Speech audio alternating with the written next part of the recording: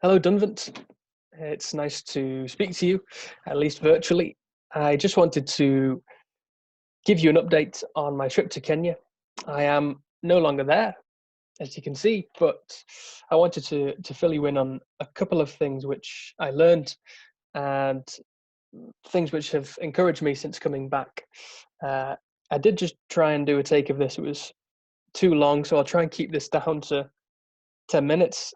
So yeah, forgive me if I go over that. But firstly, thank you for um, praying for me as a church before I left. It seems like a long time ago when I was back with you. I think it was December, asking for prayerful support and for just encouragement before I left for this trip to Kenya. Um, so thank you for your support. Thank you for sending me on my way. There were a few churches which helped me, and Dunvant was one of them. Thank you if you gave financially. It was an incredible 5 weeks in the end, an experience which will stay with me for a long time, and I've learnt a great deal. So, thank you for your support.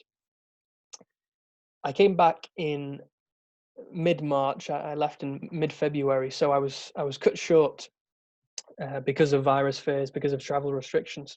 I was asked by Africa Inland Mission to come back slightly early. Now, in hindsight, that was okay. 5 weeks was a good amount of time to build relationships, to understand mission, to get an idea of how life would work out there in a culture like that in Dukana, in a climate like that in Dukana. And I'm thankful for every day which I had there, for the relationships I built there. And of course, I'm still prayerful in my support for the families who are still there and still working on that ministry with all this increased regulation, which is affecting even them, despite how remote they are in the north there in Kenya.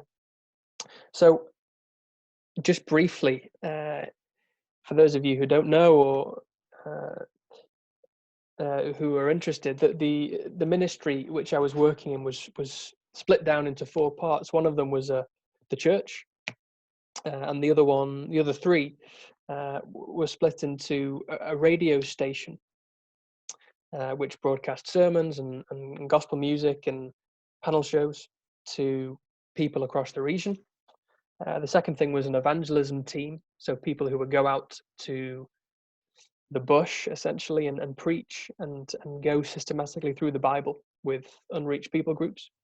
And then the third thing was a car workshop for people to come up from the town to have work, to earn a living, and to be encouraged by Christians, to be invited to church, to be discipled. So there were many prongs to that. I was, I suppose, working in parallel with the evangelism side of things. I was working in a school, Dukana Primary School, for the bulk of my time in Kenya. I was told that there was a demand for teachers, and the thing that I've done the most of in the past while is teaching. So it made sense for me to fill in that slot and to teach. So I spent 4 weeks nearly teaching year 6 and year 9 equivalents. So kind of 10, 11-year-olds and then 14, 15-year-olds.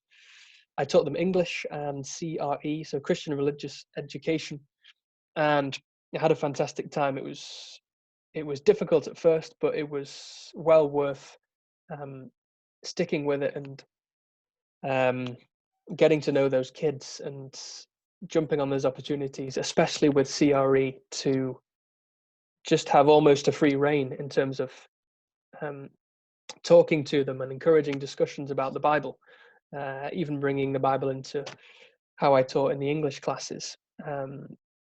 It was a fantastic opportunity, and I really enjoyed it, and I'll miss building relationships with those kids in that class. And then something which I didn't expect was that walk down to school.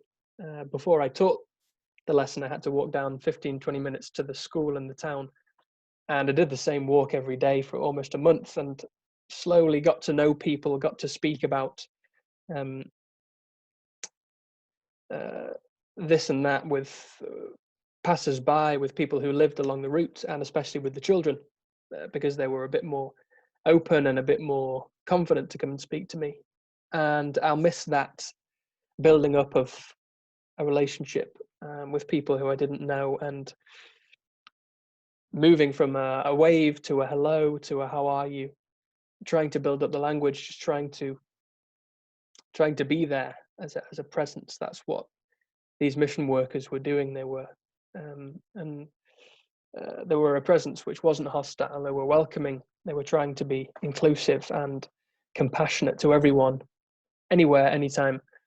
And so even a walk down to school became an opportunity to just to be with people, to learn about them. So that was amazing. And then, of course, in the school, there was a staff room, and in a slightly different way, I could build relationships with teachers and staff and speak about faith in a more logical way, in the sense of them asking me why I was in Kenya, what I was doing up at the church, why I was in this school. And there was a slow start to those relationships, I think. But when they did take off, they took off well, and I got to know people fast in the last 2 weeks that I was there. And yes, of course, as I've said, I was recalled slightly early.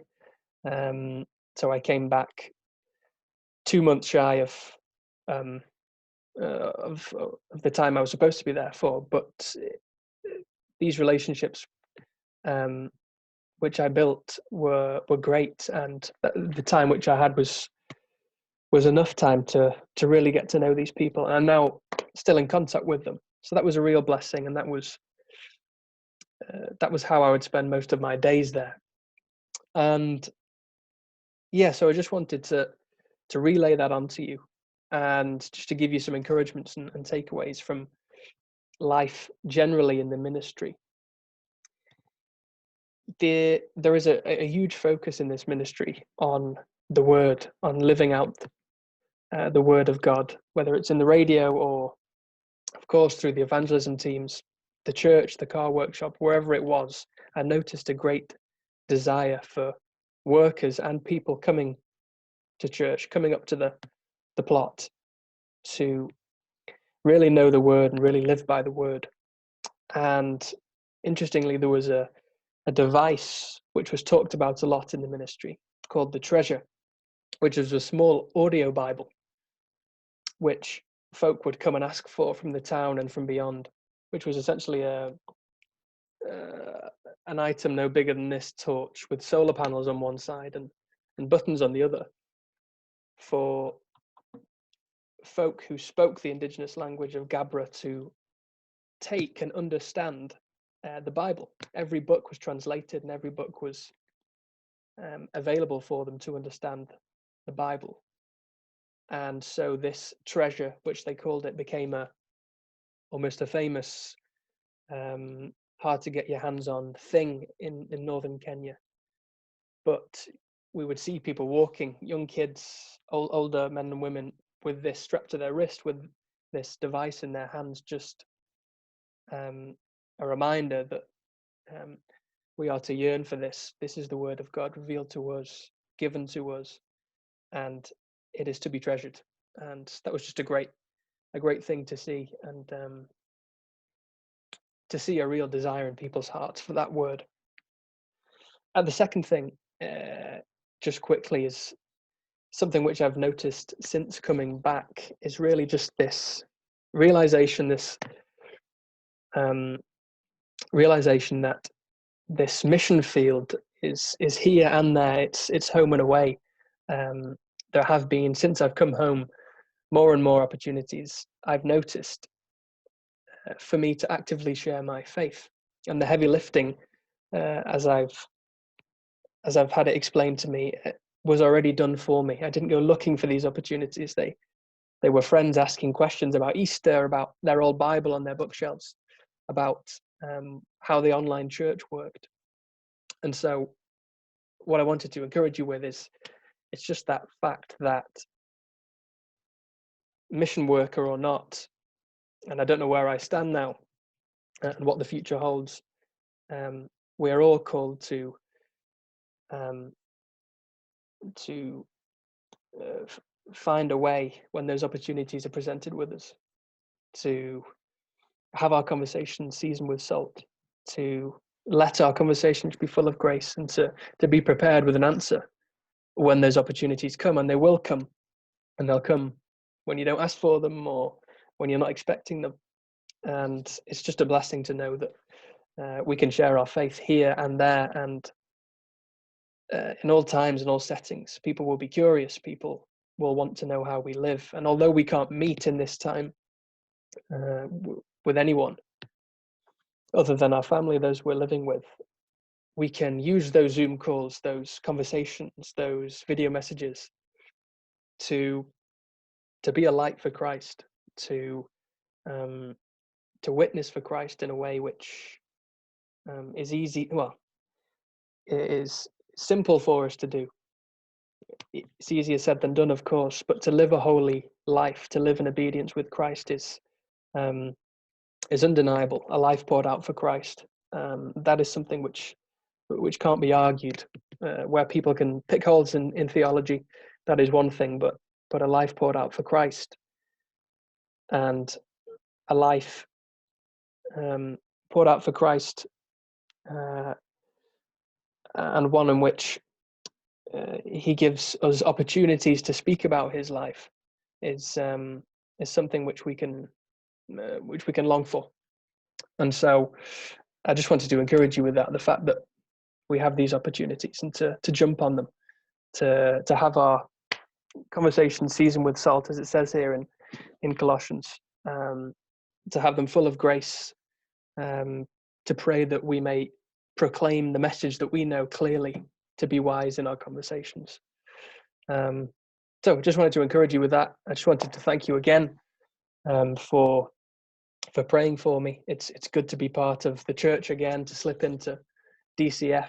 I know I can't be there forever, but it's been nice to be part of life group again, and to hear the sermons on a Sunday from Phil and other people. So thank you for your support. Thank you for praying for me, for financially giving to me for this trip. Although it was cut short, I'm thankful for it. I'm thankful for what I learned. I'm thankful for you for sending me out. So thank you for listening to this. Sorry, I've gone over by a little bit, but hopefully we can meet when these restrictions are lifted in the coming months, and I can tell you a little bit more about my trip. So for the meantime, God bless, and I look forward to speaking with you again soon.